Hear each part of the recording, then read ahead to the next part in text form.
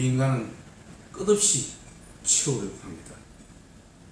아무리 채워본들 거기에는 행복감, 만족감이 없습니다. 그런데 우리는 거기에 행복이 있는 줄 알고 채우려고 합니다. 채운들 또 다른 욕망이 생겨나는 것입니다. 그래서 오늘은 제가 비움의 아름다움이라는 내용, 제가 적은 내용인데 곧 출판을 하기 위해서 제가 지금 적은 내용을 가지고 한번 오늘 영상을 만들어 볼까 합니다. 자, 비움의 아름다움. 그릇은 비움을 위해 존재하며 비움이 있으므로 그릇이 쓰임이 있다.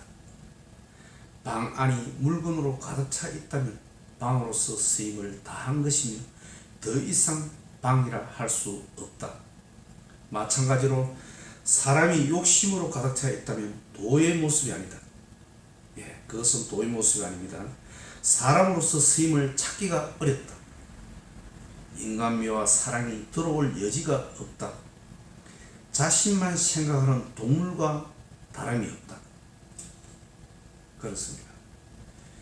그릇이 가득 공간이 없이 차력으로, 진흙으로 공간이 없이 가득 찬다면 그릇의 쓰임이 없겠죠.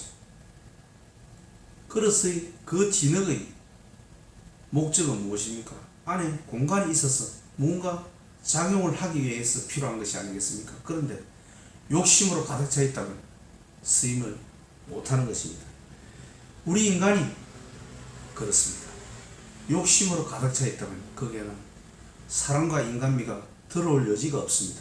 당연히 거기에는 만족감과 행복감이 있을 수 없습니다. 만물의 탄생은 꼭대기가 아닌 비움이 꼴짝에 있다. 창은 투쟁을 부르고 비움인 방패는 부쟁을 가져온다. 만물의 탄생은 꼭대기에 있지 않습니다. 창에 있지 않습니다. 창은 고집하고 주장하고 내세우는 것입니다. 방패는 방어하고 화합하고 있는 그대로를 받아들이고 그것이 비움입니다. 모든 만물의 탄생은 산의 꼭대기에 있는 것이 아니고 꼴짝에 있습니다. 꼴짝에서 새로운 것이 탄생한다는 뜻입니다. 꼴짝이는 비움입니다. 비우지 않고는 어떠한 것도 새로운 것이 생성될 리가 없습니다. 비움은 있는 그대로를 받아들이는 삶입니다. 있는 그대로의 받아들임, 비움이 이것이 나에게 큰 덕이 된다는 사실을 알아야 합니다. 그 비움이 없다면 새로운 것이 들어올 수가 없겠죠. 지금 하는 사업이 일이 잘 안 되고 한가하고 오히려 그것이 새로운 일을 위한 창조가 될 수 있다는 뜻입니다. 창조는 어디에서 나오는 것입니까? 한가하고 비움, 조용한 이때, 일이 없을 때, 바쁘지 않을 때, 이것이 비움입니다. 이때 새로운 것을 창조할 수 있다는 뜻입니다. 계속 바쁘고 사업이 잘 되고 한다면 새로운 창조가 일어날 수 없습니다. 세상 만물이 그렇습니다. 계속 잘 되는 법이 없습니다. 계속 잘 되는 법이 없기 때문에 나락으로 떨어질 수가 있습니다. 그런데 지금 오히려 한가하고 조용하고 시간이 많을 때 이것이 비움의 의미가 될 수 있습니다. 이 비움의 의미를 잘 활용하면 오히려 새로운 창조가 일어날 수 있습니다. 그렇습니다. 창은 투쟁을 부르고 비움인 방패는 부쟁을 가져온다. 비움은 부쟁, 싸움이 없습니다. 받아들이는 삶이기 때문에 그렇습니다. 방패는 공격하지 않는 것이며 주장하지 않는 것이며 슬픔과 괴로움을 거부하지 않는 것이며 허용하고 경험하고 받아들이고 함께하는 것이다. 이것이 비움인 것입니다. 그런데 우리는 슬픔이 오고 괴로움이 오고 외로움이 올 때 받아들이는 것이 비움입니다. 이것을 거부하는 것은 비움이 아닌 것입니다. 그것을 받아들일 때 거기에 진리가 있다는 뜻입니다. 성경에 너희가 십자가를 지지 않고는 결단코 천국에 들어갈 수 없다는 구절이 있습니다. 십자가를 진다는 것이 바로 비움입니다. 있는 그대로를 받아들인다는 뜻입니다. 십자가를 진다는 것은 비움이며 시시비비를 가리지 않는 것입니다. 체험이 삶의 목적이 될 수는 없습니다. 체험은 결단코 목적이 될 수 없습니다. 목적이 될 수 없기 때문에 스님의 용도도 없고 그 체험은 끝이 없는 것입니다. 결단코 체험에 행복이 있지 않고 만족이 있지 않다는 뜻입니다. 존재의 목적은 체험이 아니라 비움이 있습니다. 도덕경에 유지 이위리 무지 이위용이라는 구절이 있습니다. 자, 요거는 제가 한번 적어 보겠습니다.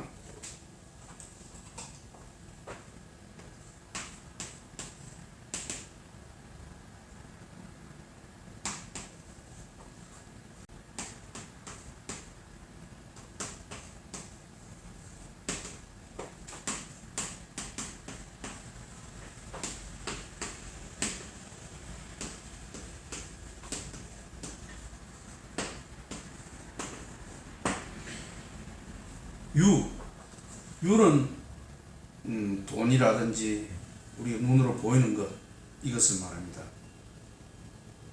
방이라든지 돈이라든지 뭔가 눈에 보이는 것, 이것입니다. 이것이 스님이 이루기 위해서는 뭐가 있어야 하느냐? 무가 비움입니다. 비움의 용도가 있어야만이 이 유가 이롭게 나타나는 것입니다.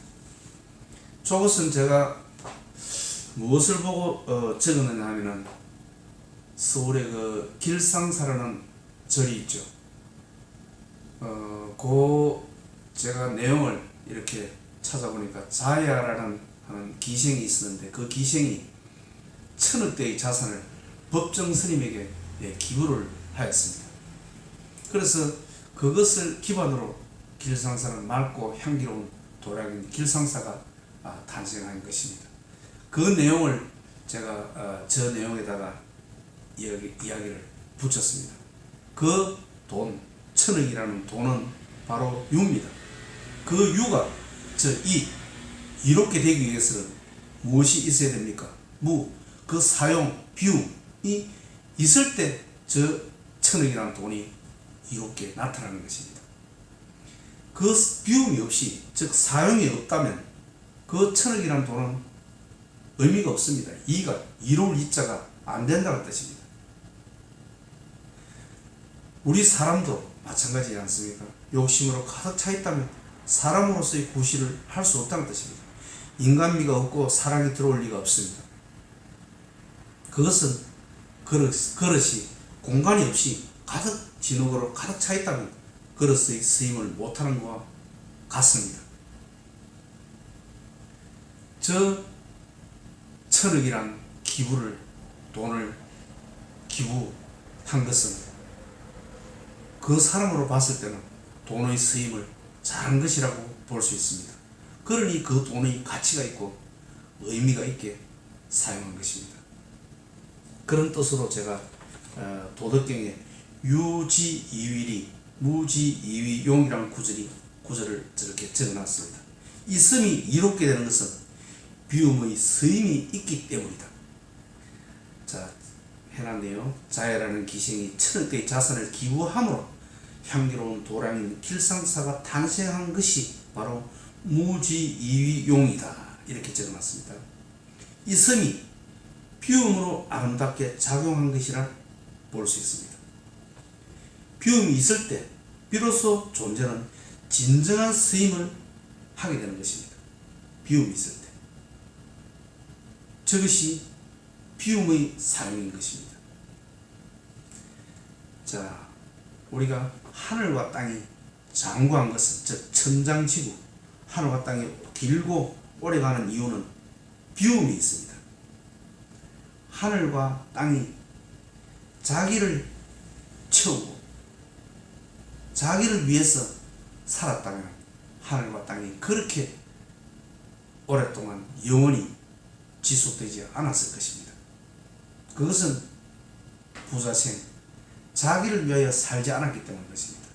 하늘과 땅은 언제나 남을 위해서, 자기가 아닌 남을 위해서 살았던 것입니다. 그러므로 장수생할 수 있었던 것입니다. 하늘이 자신만 살려고 하고 땅이 자신만 살려고 한다면 천지가 오래 지속될 수 없었을 것이다. 비움이 존재를 영원히 존재하게 합니다. 비움이 자신만 앞세우고 주장하고 고집하면 빨리 사라지고 자신을 뒤로 물리면 오히려 앞서게 되는 것입니다. 이런 경우는 우리가 많이 볼 수 있습니다. 특히 정치인 같은 데서 많이 볼 수 있죠. 자기를 자형 드러내고 자기가 잘했다고 앞세우고 무엇을 했다고 주장하고 이렇게 될 때 그 사람은 오래 갈 수 없습니다. 오히려 자기가 공을 세워도 뒤에서 서고 남을 앞세우고 이런 사람은 결국은 많은 백성들이 그 사람을 앞세우게 되는 것입니다. 자기가 뒤로 설 때 그것이 앞서게 되는 것이 자기 자신이 먼저 앞서려고 할 때 그 사람은 결코 앞서지 않고 먼저 사라지게 되는 것입니다. 그것이 도의 위무위 정무불치란 말이 있습니다.